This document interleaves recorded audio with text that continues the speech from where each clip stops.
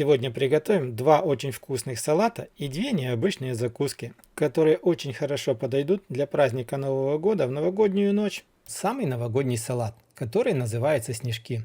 Всем привет, друзья! И как вы уже поняли, для начала нам нужно взять одну половинку средней луковицы и постараться нарезать ее на маленькие кубики. Далее нам понадобятся шампиньоны. Их нужно будет нарезать тоже на маленькие кубики. Старайтесь их сделать как можно меньше. Нарезать нужно полностью все, и шляпки, и ножки.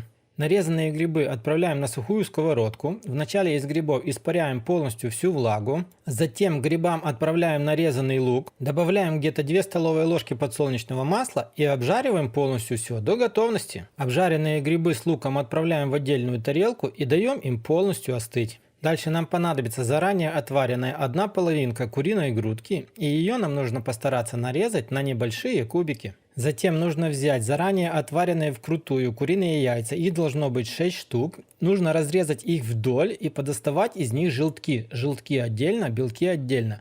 Но смотрите, чтобы белки остались целыми в виде лодочки. И вот как-то так у меня все получилось. Ну а дальше мы приступаем к сбору самого вкусного новогоднего салата. Заранее отваренная картошка, их должно быть 2 штуки.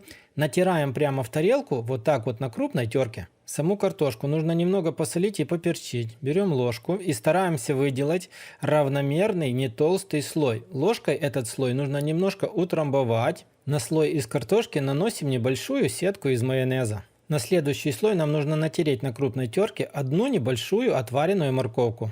Саму морковку нужно разровнять не слишком толстым, но равномерным слоем. Слой из морковки нужно посолить и поперчить и нанести сетку из майонеза. На следующий слой мы будем равномерно выкладывать нарезанные кубиками мясо. Мясо нужно выложить полностью все. Ложкой выравниваем, делаем равномерный слой, немного все утрамбовываем и наносим сетку из майонеза. Наверх на мясо нам нужно будет натереть на мелкую терку желтки, но не все. Примерно так, чтобы желтки из 3 яиц нам остались. Слой из желтков нужно хорошо выровнять. Желтки должны будут покрыть полностью весь слой мяса. И немного вот так вот притрамбовать. Наверх на желтки сетку из майонеза мы делать не будем. Итак, в маленькой тарелке у нас осталось несколько желтков. На следующий слой, наверх на салат, мы будем использовать жареные грибы вместе с луком. Но не все. Примерно 1/3 часть нужно отправить в маленькую тарелку к желткам. Все остальные нужно равномерно распределить на верхушку салата. Слой с грибами у вас получится не слишком большой, и наверх на грибы нам нужно сделать будет сетку из майонеза, но сетку делайте уже полностью к основанию тарелки, даже так, чтобы она покрыла вот эти вот желтки, которые не покрыты грибами.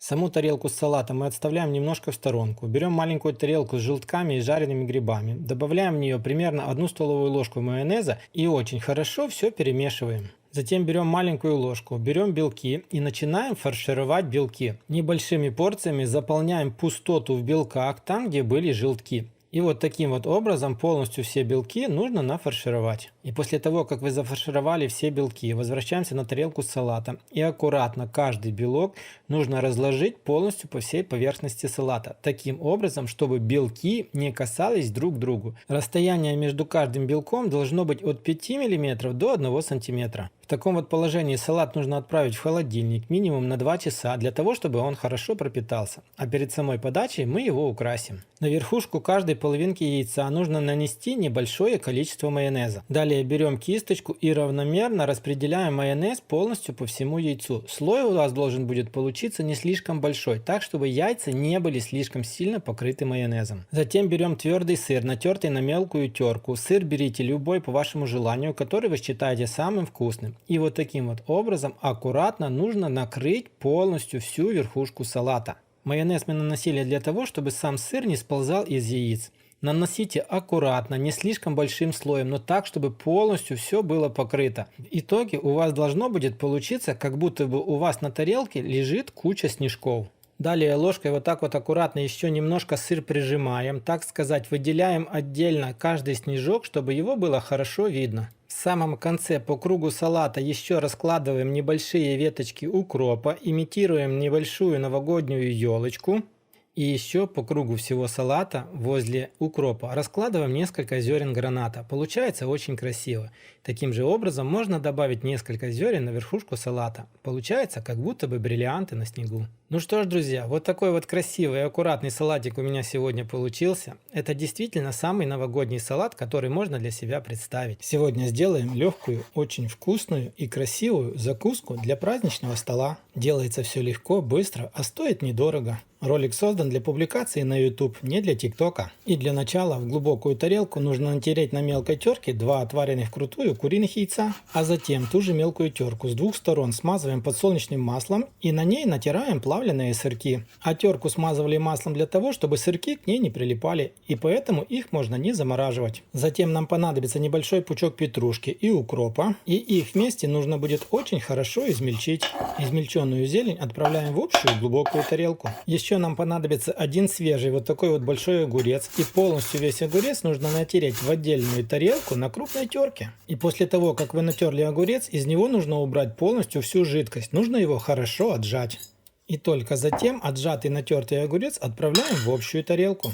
Ну а дальше нам понадобится банка шпрот. Смотрите, с этой банки нужно взять 1 столовую ложку масла и отправить в общую тарелку. Это мы делаем для более выраженного шпротного вкуса. Еще сюда нужно добавить примерно 1,5 столовые ложки майонеза.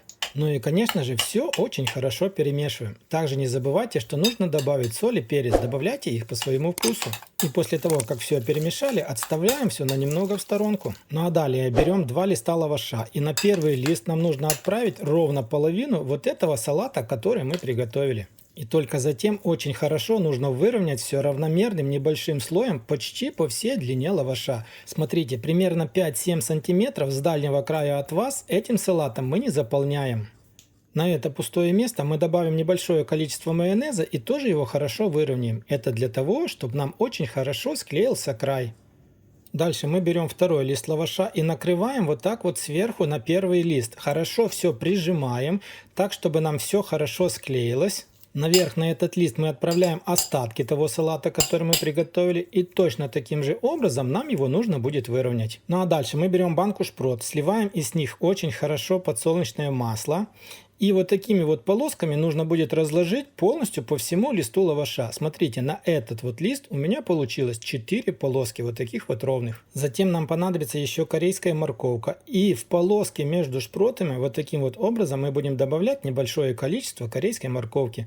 Как легко, быстро и вкусно приготовить корейскую морковку, ищите ссылку в описании под видео. И да, если у вас вдруг нету корейской морковки, вместо нее сюда можно разложить сладкий болгарский перец, либо же помидоры. Тоже будет очень вкусно, но и конечно же вкус изменится. Ну и вот как-то так у меня все получилось. Затем берем из ближнего к вам краю аккуратно и красиво. Самое главное, постарайтесь это сделать очень плотно, сворачиваем красивый ровный рулет. И как я сказал, в конце, там где было пусто, должно быть небольшое количество майонеза. Это для того, чтобы рулет очень хорошо склеился. Затем вот этот рулет нужно будет завернуть в пищевую пленку и отправить в холодильник хотя бы на 2 часа, для того, чтобы он хорошо настоялся и пропитался.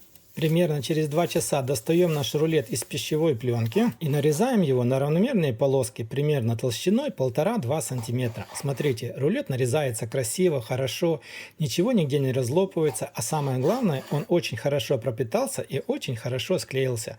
Посмотрите только, какой красивый получается узор. Такую красивую закуску будет не стыдно поставить на любой ваш праздничный стол. Ну а все получилось сбалансировано и очень-очень вкусно. Сегодня приготовим салат, который гости съедят на ура, попросят добавки, а затем и рецепт. Нежный, воздушный и очень вкусный лебединый пух. Для начала нам нужно замариновать 1 луковицу. У меня сегодня вот такая вот салатная розовая, она более сладкая. Ее нужно будет нарезать на четверть кольца не слишком большими полосками. Полностью весь нарезанный лук перекладываем в любую глубокую тарелку. К луку добавляем примерно половину столовой ложки соли, 1 столовую ложку сахара, И сюда же в эту тарелку к луку нужно будет добавить 3 столовые ложки обыкновенного 9% уксуса. Ну а затем вот это все, что есть в тарелке, нужно залить кипятком таким образом, чтобы полностью весь лук хорошо погрузился в воду. Берем ложку, хорошо все перемешиваем, чтобы сахар и соль растворились полностью, и отставляем все в сторонку примерно на 10-15 минут. Пока будет мариноваться лук, мы приготовим остальные продукты. Берем одно отваренное куриное филе, и его нам нужно будет разделить на волокна. Чтобы волокна куриного филе в салате не были слишком большими, я его разрезал вот таким вот образом на 3 кусочка, а затем разрываем все кусками вот так вот на волокна.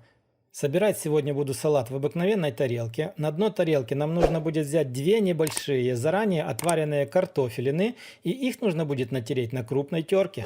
Первый слой из натертой картошки хорошо выравниваем, делаем равномерный слой, и от края тарелки нужно будет отступить небольшое расстояние. Смотрите, когда вы будете собирать салат дальше, ваш салатик будет равномерно и постепенно приближаться к краю тарелки. Слой из картошки нужно будет посолить и поперчить. И накрываем вот это все сеткой из майонеза. Следующий слой мы будем делать из маринованного лука. Нужно будет сделать так, чтобы убрать полностью всю жидкость, в которой мы его мариновали. Ну а после выравнивания слоя из лука накрываем его небольшой сеткой из майонеза. Следующий слой мы будем делать из куриного филе. Наверх отправляем полностью все филе, которое вы заготовили, и старайтесь его распределить так, чтобы он уже немножко залазил на слой с картошкой, так сказать, уже расширивался в диаметре. Этот слой красиво и равномерно выровняйте. Лучше всего это делать вилкой. Слой из курицы нужно будет немножко поперчить и сделать сетку из майонеза. Сетку из майонеза делайте вот такими вот волнами, чтобы майонез полностью хорошо покрывал края салата, чтобы следующие слои нам держались на этих краях, а не сползали. На следующий слой мы будем использовать отваренные куриные яйца. Нужно их будет 3 штуки, и натираем их вот так вот прямо в тарелку на верхушку салата на крупную терку. Натертые яйца стараемся вилкой равномерно распределить полностью по всему салату, так чтобы равномерный слой получился и вверху, и по краям. Слой из яиц нужно будет посолить и поперчить, и опять-таки волнистыми движениями делаем сетку из майонеза. Ну и следующий слой у нас будет самый вкусный и самый воздушный. Берем пекинскую капусту, отрезаем от нее примерно 1/3 часть, и вот эту самую мягкую воздушную нужно будет постараться хорошо измельчить. Измельченную капусту опять отправляем на верхушку салата и на края, на бока. И опять-таки нужно сделать так, чтобы он уже увеличился в диаметре. Так как я сказал в начале видео, он будет двигаться к краю тарелки. Вилкой аккуратно этот слой выравнивайте, делайте его равномерным, но не трамбуйте. Этот слой должен быть как можно воздушнее. Слой из капусты нужно будет посолить и поперчить. Этот слой из капусты также нужно будет накрыть сеткой из майонеза. Точно так же делайте ее волнами. Ну и на последний слой нам понадобится небольшой кусок твердого сыра. Его натираем на мелкой терке. Этот слой у нас тоже должен быть слишком воздушным, так что распределяем натертый твердый сыр не спеша, вот так вот равномерно, чтобы он покрыл полностью всю капусту. Сыр нужно будет вилкой тоже вот так вот красиво распределить, и вы уже будете чувствовать, что ваш салат как будто бы уже похож на пух.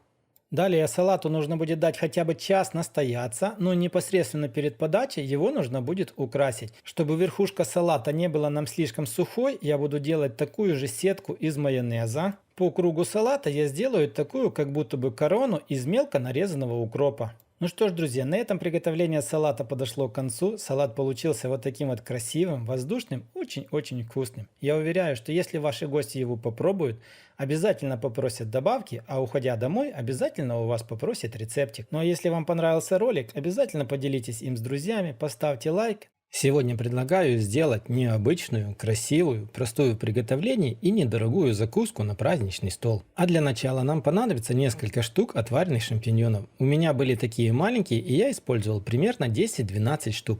Нам их нужно натереть на самую мелкую терку. Если не хотите возиться с теркой, их можно будет просто пропустить через мясорубку. Натертые грибы на несколько минут отставляем в сторонку. Далее нам понадобится 4 куриных яйца, отваренных вкрутую. Их нужно будет разделить на белки и желтки. Белки мы пока что отставляем в сторонку, а желтки нам нужно натереть на ту же самую терку, что мы натирали шампиньоны, и сразу же в ту же самую тарелку. Вот это все нам нужно немножко посолить и поперчить. Соль и перец, как всегда, добавляйте по своему вкусу. И добавляем к шампиньонам и желткам примерно 1 столовую ложку майонеза. Затем вот это все нужно очень хорошо перемешать до однородного состояния. Итак, первая намазка, первый слой у нас уже будет готов. Мы отставляем его пока что в сторонку. Далее нам понадобится глубокая тарелка и 150 грамм твердого сыра. Твердый сыр берите по своему усмотрению. Берите тот, который больше всего любите. Натираем его на мелкую терку. После того, как натерли твердый сыр, в ту же тарелку на той же терке мы будем натирать белки из 4 куриных яиц. Далее нам понадобится еще 2 плавленых сырка. Их мы тоже будем натирать на мелкую терку в эту самую тарелку. Но маленький такой лайфхак. Чтобы сырки не прилипали к терке, нужно взять подсолнечное масло, кисточку и терку с двух сторон аккуратно смазать вот так вот подсолнечным маслом. Ну и вот посмотрите, после того, как смазали терку, берем сырки и начинаем их натирать. Сырки натираются очень легко и нигде ничего не прилипает. Затем все, что у нас есть в глубокой тарелке, нужно немножко все поперчить. Соль не добавляем, так как у нас 2 вида сыра, я думаю, соли будет предостаточно. Еще в эту глубокую тарелку мы будем добавлять чеснок. Нужно взять 3-4 зубчика чеснока и пропустить их через чесночный пресс. Далее сюда же нужно добавить примерно 2 столовые ложки майонеза. Если же вы не любите майонез, можно добавить греческий йогурт и немножко горчицы. Берем ложку и очень хорошо все перемешиваем до однородного состояния, так чтобы все продукты между собой хорошо перемешались. Ну и дальше приступаем непосредственно к сборке нашей красивой и очень вкусной закуски. Берем небольшой лист пергаментной бумаги. Пергаментную бумагу можно заменить пищевым целлофаном. И нам понадобится еще вот таких вот 12 кружков солями. Солями должна быть именно вот такая вот большая, потому что с маленькой будет очень сложно скрутить рулет.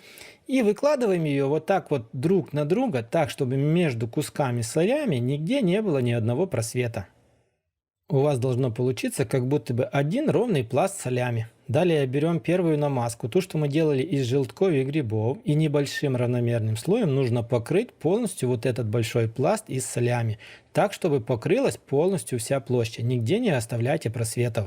И особенно хорошо нужно промазать все края. После того, как нанесли первый слой, берем вторую тарелку и тоже аккуратно стараемся нанести второй слой. Тоже его нужно равномерно распределить по всей поверхности, но делайте так, чтобы слои вам не смешивались, чтобы получился отдельно белый слой и отдельно вот этот немножко темный слой. Второй слой наносится немножко легче, потому что он будет намного толще, нежели первый слой. И после того, как вы хорошо намазали второй слой, нам понадобится еще либо один помидор, либо красный болгарский сладкий перец. Его нужно нарезать будет вот так вот соломкой и аккуратно разложить примерно равномерно по всему слою. Я сегодня использую помидор, и если будете использовать помидор, старайтесь раскладывать так, чтобы в нем было как можно меньше сока. Пускай сок лучше останется в тарелке.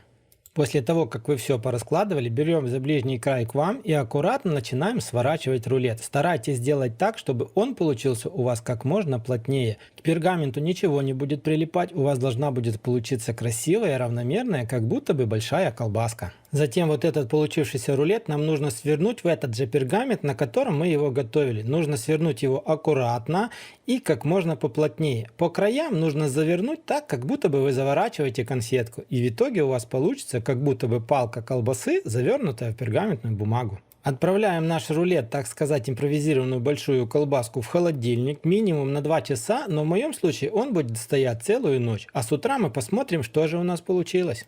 Достаем рулет из холодильника, видим, что форму он держит очень хорошо, плотно, разворачиваем его из пергаментной бумаги, берем нож и нарезаем его на порционные куски. Видим, что при нарезании он форму держит хорошо, ничего нигде не разваливается, не разлопывается. В разрезе смотрится рулет очень красиво, а на вкус получается обалдеть как вкусно. На этом, друзья, у меня сегодня все. Если вам понравился такой вот рецептик прекрасной закуски, оцените видео лайком. Не понравилось, поставьте дизлайк. Подписывайтесь на канал, нажимайте на колокольчик и не пропускайте мои новые ролики. Все самое интересное у нас еще впереди. Мы с вами встретимся, как всегда, в новом видео. Всем пока, всем до скорой встречи на канале Аппетитная кухня.